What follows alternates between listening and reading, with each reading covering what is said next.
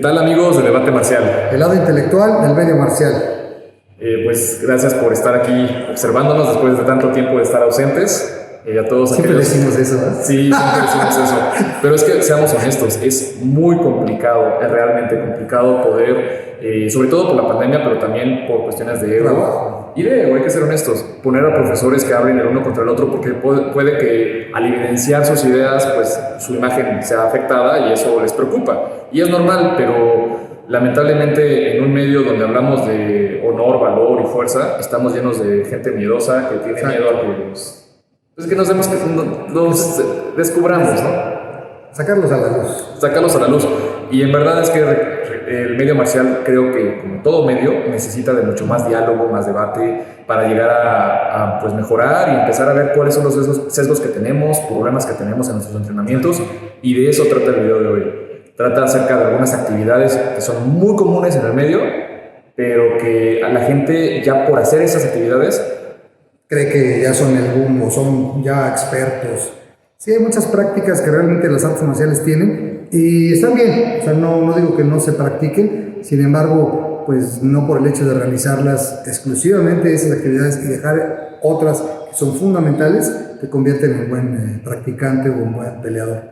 Claro, no, y lo peor de todo es de que muchas veces estas personas hasta se ofenden cuando uno les dice, ¿sabes qué? Es que está bien lo que haces, pero hay mucho más por allá, hay cosas más importantes o igual de importantes que uno tendría que hacer y pues se venden como grandes maestros, se venden como los mejores o a veces hasta critican a los demás. Critican. Y sin tener realmente conocimiento marcial, ¿no? O sea, por conocimiento marcial me refiero al conocimiento empírico, práctico, ¿no? O sea, ellos nada más tienen puras teorías y movimientos y llegan a decirte que estás mal, porque en mi tradición eso no se hace, pero tú tienes más experiencia en la realidad. Son ideologías, ¿no? O sea, si se va a comprobar una cosa con hechos, no con creencias, ahí sí. Claro. Porque son hechos que se pueden comprobar. Pero si son puras ideologías, pues digo.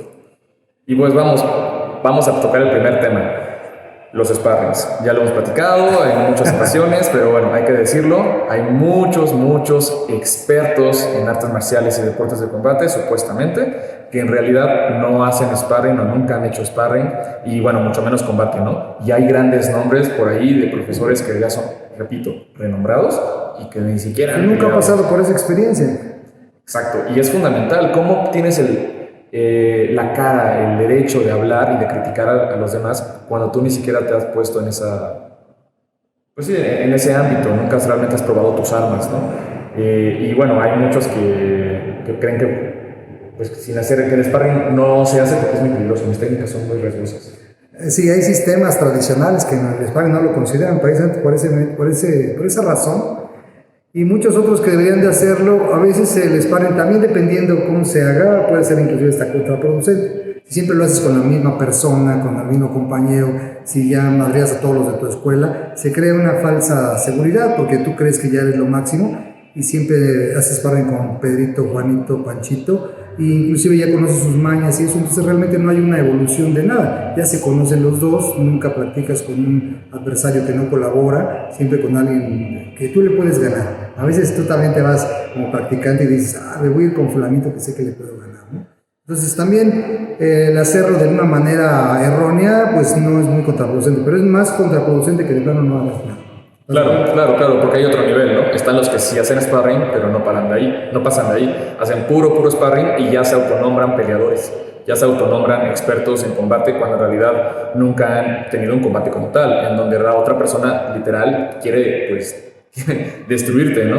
Y eso también está mal, pero como bien lo dice Guro, es mucho mejor hacer sparring a no hacer absolutamente nada. Y es una situación de respeto al medio y también de respeto a los demás, al no engañarlos, ¿no? Porque, pues, ¿cómo puedes tú decirte que eres experto en algo que nunca realmente has hecho, solamente en teoría? Y bueno, pues hay una gran cantidad de personas en nuestro medio que pues, cumplen con esto y yo por eso a ti que nos estás viendo te recomendaría pues hablar directamente con el profesor, investigarlo, cuando lo veas puedas hacer sparring con él, o si no, porque no es idóneo o correcto o por lo que sea, pues con los estudiantes y tratar de investigar realmente con quién estás, porque muchas veces nos llevamos con la idea de que es famoso, es reconocido, con eso. y ya con eso. Y pues no, es un problema, ¿no? Vamos al segundo tema. El otro es el de las catas, es otro punto importante. No decimos que las catas no tengan su mérito, tienen su mérito, de alguna forma es un ejercicio en donde pones a prueba pues la concentración, la dirección, el balance del cuerpo, todo eso, la direccionalidad, pero realmente la gente que se queda solamente con esa experiencia, igual tampoco no está completa. O sea, va a ser la gente que estamos tocando puntos así, independientes, pero es que hay gente que así lo hace. Si tú vean la película simplemente Karate Kid, ¿no? ¿Con qué se entrenó Daniel? Con puras catas. Siempre llegaba a Miyagi y ¿qué practicaban los Cobra Kai? Puro sparring. Exacto. Esos güeyes estaban rompiendo cosas. Y eso sí, de romper cosas, ahorita vamos a entrar al otro tema de romper cosas. Claro. Los Cobra Kai rompían ladrillos y todo. Y estaban haciendo puro sparring, pero era un sparring donde nada más era pues, puro golpe y no llevaban una disciplina. Bueno, sí la tenían, porque era pero digamos que una disciplina que no iba muy acorde a los valores de la sociedad, ¿no? Pero en realidad, si nos ponemos a pensar de manera seria y profesional sobre ese tipo de películas y lo que promueven en el sector, es un riesgo porque las personas terminan creyendo que con pura kata van a poder lograr algo y peor, van a creer que al hacer kata le van a poder vencer, van a poderle ganar a alguien que hace puro sparring. Entonces, pues obviamente somos seres humanos, todo puede suceder. ¿Tú crees que se necesitan ambas cosas para ser bueno? ¿O la kata no es en el asunto del combate? ¿Tú crees que sparring obviamente? Sí. ¿Pero crees que la kata de veras colabora con algo para ser un buen peleador? Siento que sí colabora, sin embargo es una colaboración, digamos, utilitaria. Digamos, es bueno tenerla, pero no la necesitas. ¿Qué quiero decir con esto? Las katas pueden ayudarte a trabajar tu coordinación, a guardar tu información y tus técnicas, a mantenerte más o menos en forma, equilibrado, con balance, checar tu agudeza, tu ritmo, tu técnica, tus secuencias y todo esto. Y el timing y ese tipo de cosas te lo da el sparring. Claro. La kata no da timing, por ejemplo. No, en realidad no. Solo. Pero sí, en definitiva, si tú ya has hecho sparring y todo, y haces formas, te pueden ayudar a entender mejor por qué funciona lo que te funciona, por qué es mejor estar parado de esta manera que de esta otra. Sí te ayuda, pero en definitiva no es necesario, ¿no? O sea, hay casi todos los grandes peleadores que ha habido en la historia. Por ejemplo, no más. No. Pero en general, en la historia, desde Bruce Lee y cualquier persona que hayas mencionado, o sea, que puedan imaginar, no, estaba hasta en contra de las katas. Y menciono a Bruce Lee porque hace unos momentos contesté un mensaje en mi canal Saya Banjet, en donde una persona me decía, no, es que Bruce Lee nunca peleó, que no sé qué. Y pues el hecho de que tú no lo hayas visto no significa que no haya peleado. Hay grandes peleadores renombrados, deportivos, que lo conocieron y por ende entrenaron con él, porque pues se sabe y hay decenas de personas que lo conocieron, que vieron esas peleas y sus capacidades. Y que por eso decidieron entrenar con él. Pero no porque tú no lo veas significa que está mal. Es como decir, no me has visto pelear a mí, entonces ya por ende no sabe pelear. Eso es una falacia absurda que tiene que ver más bien con una situación de ego. Pero sí... Eso de las katas, sí, no... Si solamente te quedas con eso, realmente no vas a conseguir gran cosa. No, pero sí puedes ayudar a mejorar tu equilibrio, tu agilidad, tu ritmo. Es un ejercicio hasta de meditación puede servir. Claro, para relajarte y todo, como también mantener tu salud, mantenerte en ritmo, ¿no? Claro. Y bueno, pues ya el tercer punto y una de las razones por las que decidí yo, pues, hablar del tema, y este Guro, pues la verdad me apoyó también en esta iniciativa de hablar de este tema en particular, es porque estoy preocupado porque veo a mucha gente, muchos profesores, grandes maestros, que también, así como con las katas y los sparrings, se dicen grandes maestros y grandes profesionales en este caso de las armas, principalmente de las armas punzocortantes, cuando en realidad jamás han tenido que vivir una experiencia pues, real, ¿no? O sea, de que pues, te hayas tenido que desarmar a alguien o que te vayan a querer cortar o cosas de ese tipo, ¿no? Siempre se enfocan en cortes estáticos establecidos bajo tradiciones específicas que pues obviamente distan mucho de la realidad. Ya ves las técnicas, por ejemplo, como el Kenjutsu, que mucha de la práctica ellos fundamentan que pues, los cortes serían mortales y no lo podrían entrenar nunca con un ser humano, y hacen los cortes con el bambú, con los tatamis, todo eso. Pero y ellos dicen que, yo difiero un poco, porque dicen que cortar eso es la misma equivalencia que cortar un hueso humano. No, yo pienso que no es tan así. O sea, el cuerpo humano también depende de qué cuerpo, ¿no? Claro. Hay gente que tiene huesos anchísimos, una musculatura muy densa, tiene grasa, todo. Entonces, no siempre es tan factible. Y depende con qué arma también, ¿no? No es tan factible que de un trancazo le moche una pierna a alguien. Pudiera ser, ¿no? Pero también depende mucho de la técnica, del practicante, de la velocidad, de la potencia, del ángulo. O sea, hay muchos factores que teniendo un poste de bambú, pues no siempre te va a dar ese mismo enfoque. Además, recordemos que si estás peleando, pues el tipo no va a estar quieto. No es lo mismo matar y cortarle un brazo a alguien, de una persona que se está moviendo y que te está atacando también, a un poste que pues solamente está fijo. No decimos que esta práctica no sirva, te puede servir para practicar tu técnica, para sentir el golpe contra un objeto sólido. Nosotros, por ejemplo, en las artes filipinas, pues pegamos a llantas, pegamos al agua, un entrenamiento que se hace en el mar, en las Filipinas y en los ríos, donde el agua te llega a diferentes niveles. Primero te llega, no sé, a las rodillas, entonces de arriba golpeas y aquí hay velocidad, y en la parte final está más bajo.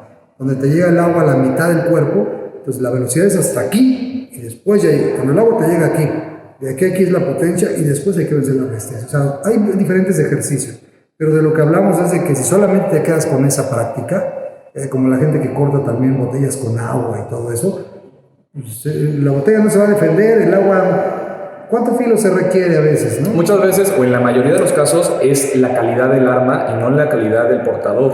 Y eso también es un sesgo que se va generando y se va exponenciando mucho. ¿Qué quiere decir esto? Que cada vez hay más expertos de armas punzocortantes porque cortan una gran cantidad de botellas o de cosas similares, cuando en realidad principalmente pues los filos son muy buenos, de muy buena calidad, y eso pues ayuda bastante, ¿no? Muchas veces, repito, no es la calidad. Hay videos de personas que no tienen realmente ningún tipo de entrenamiento previo, y hay muchos videos por ahí y se nota por cómo se mueven, y aún así cortan hasta garrafones. Entonces, mucho depende de la calidad del arma, ¿no? Y también el hecho de los sesgos que se van desarrollando, porque uno busca mucho el ideal. Cuando hablamos de las tradiciones, te dicen, es que así debe ser, porque esto es lo ideal, y esto es lo mejor, y esto debe ser porque la biomecánica. Pues sí, lo que tú quieras, pero en una pelea el tipo se va a mover como quiera, y a veces vas a tener que ir contra las reglas que te dicen. Y únicamente una persona que sabe pelear va a entender que tienes que adaptarte, ser creativo, y no las cosas no van a ser, casi nunca van a ser como tú deseas que sean, ¿no? Entonces vas a tener que a veces ir en contra de tus propios paradigmas para poder, pues, salvar tu vida o el corte. Y bueno, también hay que entender que aunque estas personas digan, es que pues no podemos estarnos cortando, hay disciplinas y deportes como el kendo. Posiblemente lo que hago yo, o sea, obviamente no vamos a usar un cuchillo de verdad, no vamos a usar una espada de verdad, pero usamos un palo que de alguna manera recrea, usamos de impacto. Para mí es una cosa excelente, porque aunque tal vez no te va a cortar, a veces sí te corta o te abre, te hace cortes, pero no te va a matar. Entonces, pero recibir el impacto, tener la adrenalina de recibir los golpes y esquivarlos, y recibir la potencia del otro, es una experiencia buena. Se puede hacer con armas de filo también. Claro, puedes extrapolar la experiencia y la experiencia y las habilidades, ¿no? Y hay otra cosa también importante, que muchas veces esto que estamos platicando, lo que hace principalmente es afectar sin querer queriendo a todos los que están en el medio. ¿Por qué? ¿Qué pasa? En mi vida, en mi carrera profesional, me he dado cuenta que hay maestros supuestamente expertos peleando, que son, no sé, cintas negras, pero en realidad lo único que hacían era pelear por puntos y por ejemplo, vamos a decir, catas, ¿no? Pero toda la gente exterior al medio dicen, este cuate es experto peleando, él me puede defender, podría ser mi guardaespaldas. La novia piensa que ya anda con un super hombre. Cuando la verdad las cosas es que es pura mentira. Esta persona sabe hacer catas y sabe hacer puntos, pelear por puntos, y además bajo paradigmas específicos y reglamentos. Pero la gente de afuera piensa, no. ¿Tienes cinta negra? Ya sabes pelear, entonces ya eres un fregón. Dan por hecho, ¿no? Y lo mismo pasa con las personas de las armas punzocortantes. Ay, no, ¿sabes cortar botellas? ¿Sabes cortar, no sé? No, te sale alguien y lo deshaces. Ajá, ¿sabes cortar? Pues no necesariamente es el caso, ¿no? Por eso es que es muy bueno que haya disciplinas como el Kali, que cuando se maneja de manera real, ¿no? Porque luego también el Kali peca mucho, tú sabes, lo sabes perfectamente, peca mucho de muchas falacias de sí, y empiezan a hacer como juego de manos, como si fuera un jueguito, literal, y no se ve realmente la potencia, y la potencia es fundamental para poder medir realmente tus habilidades, ¿no? Sí, hay sistemas demasiado deportivos que pecan de esa parte, ¿no? De hecho, una cuarta posibilidad, un cuarto punto de lo que estamos platicando, precisamente son esas prácticas que son sesgos, al igual, son prácticas que son muy buenas para coordinar, para poder entender mejor tus movimientos, pero vamos a decir, todo lo que sea trapping, todo lo que sea Dumo, lo que sea lo que hacen también en Cali, y en Cali los movimientos también en corto, todos esos movimientos tienen su utilidad, pero la mayoría de las disciplinas nada más hacen eso. Exacto, por ejemplo, yo lo he criticado mucho en otros videos de mi canal, que la gente que hace, por ejemplo, ese ejercicio que se llama sombrada, donde tiras un golpe y haces una contra y otro, lleva una secuencia específica.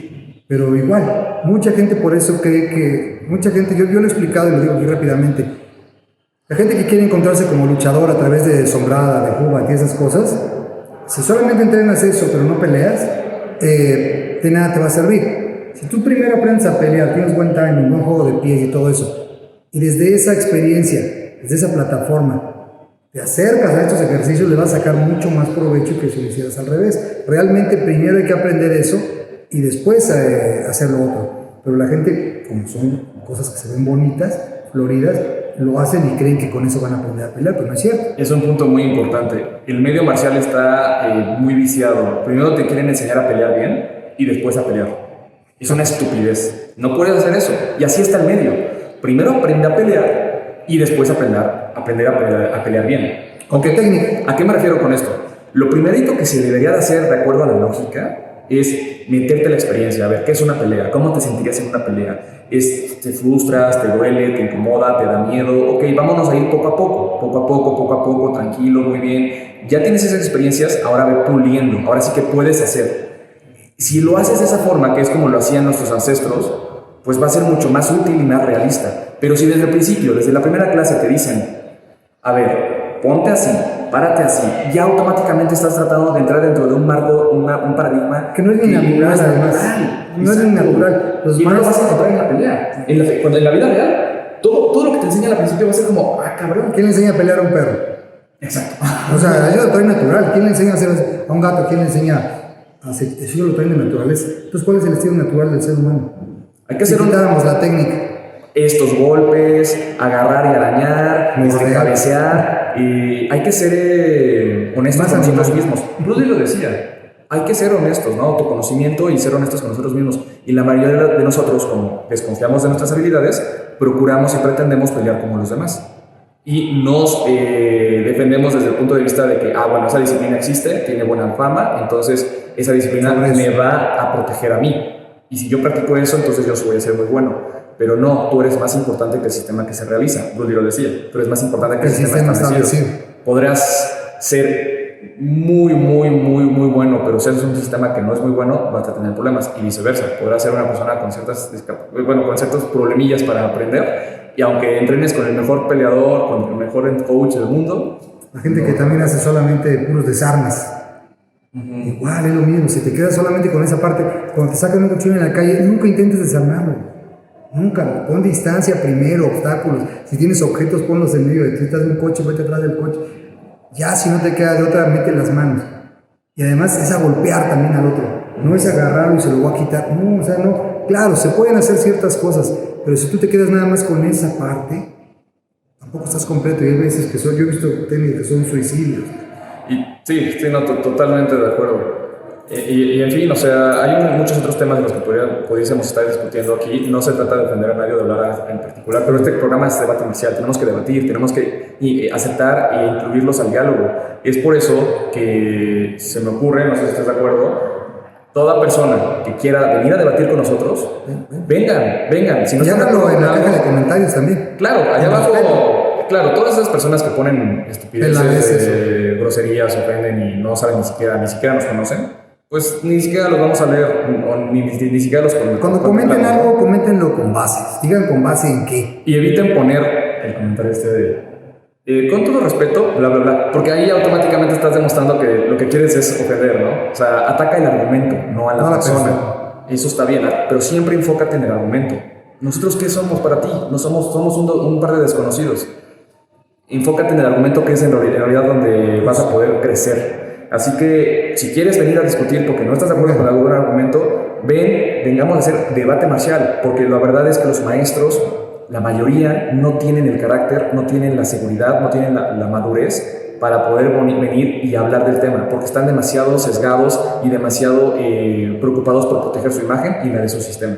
Hay muchas personas que creían que sabían pelear porque nada más hacían aikido, porque nada más hacían Wing Chun, y la verdad es que muchos de ellos ya están 3 metros bajo tierra. Y no decimos que no sirvan muchas cosas de esas. Por ejemplo, hay gente que a lo mejor es buen peleador en MMA, y a lo mejor en la calle un cuate que te sacó un cuchillo y te hizo así, y a lo mejor el de aikido va a reaccionar mejor porque supo cómo agarrarlo y meterle la llave y todo, y a lo mejor ahí el de MMA no sabía ni qué chingados hacer, ¿no?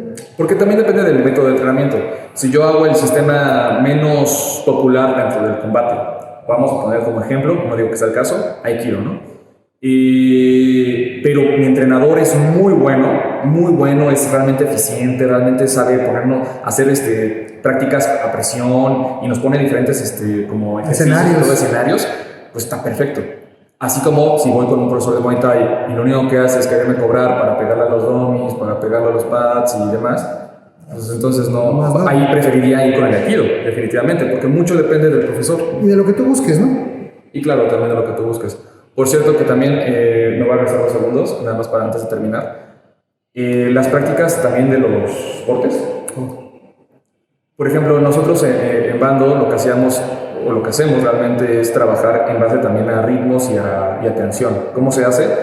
En cuanto escuchas el silbato, vas corriendo literal, porque es lo que harías en una situación verdadera, con un cuchillo, verdadero, con movilidad. Y vas atacando lo que eran troncos, torres de troncos, que se requiere también de potencia, de fuerza, ¿no? Para poder acostumbrar tu muñeca y tu mano a la resistencia del impacto, ¿no? Algo que pues, se corta fácilmente. Y luego de eso había otras prácticas en donde eran de precisión, ¿no? O sea, primero estoy aquí, el silbato, voy corriendo, corto, y luego me avientan algo, corto lo que me avientan, y luego sigo, y luego corto desde otro ángulo, pero desde abajo, y termino. Y luego checo el tiempo, lo logré, no lo logré, y ahora vamos a checar la precisión. ¿Lo hiciste bien? Más o menos, ¿pudiste mejorar? Eso siento yo que sería una práctica así de puro corte, pero creo que sería mejor que estar parado, observando, tomarme 3, 4, 5 minutos para hacer un corte, pum, y ya. Es que en la realidad el adversario no se va a quedar ahí parado esperando que le haga saludo y que, no, sacarlo y chin. Atrévanse a juzgar la tradición, atrévanse a criticar. Sean con respeto, pero hagan pensamiento crítico, como estábamos platicando la vez pasada. Que la gente se olvida de pensar, no sabe, hay que enseñarle a aprender. Hay un video en mi canal que le mencioné, que lo nombré Aprende a pensar. Así ya tiene mucho tiempo que lo subí, pero unos me decían, ¿cómo que aprender a pensar? Pues todos pensamos. Pues sí, pero no sabemos pensar realmente. Y además, ¿con base en qué piensas? O sea, son ideologías, lo que tú traes en la cabeza no es lo mismo que trae la demás gente. Y toda la experiencia que tenemos es condicionada por el medio material. Y lo bonito de este medio es de que si no estás de acuerdo con nosotros y tampoco tienes la educación o la mentalidad o los argumentos o la información o la experiencia que nosotros tenemos para poder pues argumentarlo, pues para eso está la práctica. La parte física. Ahí está, exactamente. Porque habrá muchas personas que digan, pues no estoy de acuerdo, pero porque me ha pasado, ¿no? Que luego discuto con personas nos piden demostración. Demuéstrenlo.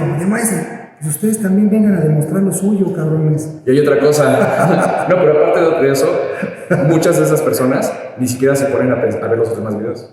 Porque en la mayoría, el 95% de los casos, dicen eso y hay 4 o 5 videos en nuestros canales en donde hacemos eso que ellos dicen que no hacemos. Lo que pasa es que critican antes de averiguar. O sea, ponte a ver, antes de criticar cualquier tema o cualquier individuo, primero investígalo para poder tener bases, pero no lo juzgues únicamente por un video o por un momento. O sea, es molesto cuando te dicen, es que tú no has hecho esto, cuando tienes años haciéndolo y hay una gran cantidad de evidencias, pero pues como no te diste la tarea de investigar, pues entonces pues sí, pensamiento crítico, ¿no? Sí, y última cosa que decías de los cortes, esa técnica que dices, ese ejercicio sobre cortar los troncos y eso, se me hace una cosa mucho más completa, un método de entrenamiento más completo. Más riesgoso, pero me comentabas también que de alguna forma dentro del Bando y en el uso del Kukri de tu sistema hay como que especialidades, ¿no? Hay gente más especializada combates, en formas, o sea, está como que dividido, no es algo unificado. Lamentablemente no, hablando por ejemplo del Kukri, en realidad está dividido en 3 áreas. El área, y no nada más el Kukri, en realidad ahorita que lo pienso, el bando en general. El bando en general está dividido en la parte combativa, en la parte atlética y en la parte tradicional o estética. Entonces hay muchas personas que tienen muchas habilidades biomecánicas, pero verdaderamente no se enfocan al combate, porque no obligamos a nadie a pelear si no quiere, porque sus objetivos eran hacer ejercicio. Y otras personas están en la parte atlética para hacer exhibiciones y para mayor salud y hacer cosas extraordinarias, y subirse a árboles, a brincar, inmortales, lo que tú quieras, ¿no? Y luego los de combate. En el Kukri, por ejemplo, es la misma historia. Están aquellos que únicamente se dedican a hacer formas con el Kukri y cortes, que eso sería la parte, digamos, estética. Artística. Y puedes ser maestro, pero eso no significa que puedas pelear. Con eso significa que tienes técnica, que tendrás algunas nociones, pero... Es como si en el karate existen las puras katas, gente que se dedica... Hay torneos de katas, hay gente que va a puro torneo de kata y al combate no, hay gente que va a puro kumite, ¿no? Exacto. La otra es la de supervivencia, cómo utilizar el arma en ambientes de supervivencia para poder hacer tu refugio, para irte al bosque y pues sí, o sea, mantener el arma en buenas condiciones, todo eso. Y la tercera es la parte combativa. Por ejemplo, aquí en México, Sayama Rebeca Alvarado, ella es pues maestra o Sayama en el área pues estética, en el área de hago la forma y hago cortes.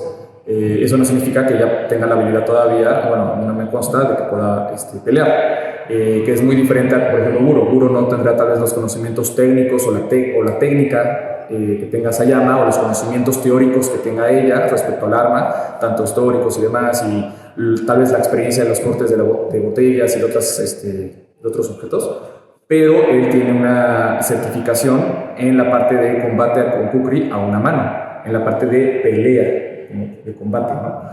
Y pues ahora tengo un estudiante que viene desde Pachuca, que él también le interesa mucho la parte de supervivencia, ¿no? O sea, porque él hace mucho trekking y se sube al campo y luego está subiendo a las montañas en la selva y esas cosas. Entonces son áreas diferentes, especializaciones diferentes. Aunque, por ejemplo, yo ofrezco un curso completo donde manejo las 3 cosas. Si quieren más información acerca de ese curso, háganmelo saber. Obviamente está dividido así de esa forma, pero vienes de principio al fin y puedes tomar las 3 diferentes áreas. Obviamente no es un curso rápido. Como todo. Son varios meses si lo dedicas, pero bueno, ahí está. Saya, quiero hacer un comentario antes, un pequeño anuncio. Estamos preparando nuestro seminario con Guru Mardeni del sistema Dogbo de Martial Arts. Para todos aquellos interesados, Guru Mardeni viene por ahí del mes de octubre, más bien en el mes de octubre. Todavía no tenemos la fecha exacta, pero es dentro de ese mes. Entonces, todos aquellos interesados pueden visitar mis redes sociales, las vamos a estar poniendo aquí abajo, para que no se pierdan este evento, que la verdad no dejen de participar con un verdadero especialista del stick fighting y de la defensa propia. Perfecto, ¿no? Pues no se lo pierdan, la verdad es uno de los mejores profesores que hay en el mundo de las artes marciales, ha dejado por todo el planeta practicando y conociendo cosas, además de que siempre se codea con lo mejor de lo mejor, y bueno, pues no se lo pierdan, vayan al seminario que se la van a pasar bastante bien. Pues vale, pues esto fue Debate Marcial. El lado intelectual del medio marcial. Gracias. Y los esperamos, ¿eh? Un saque.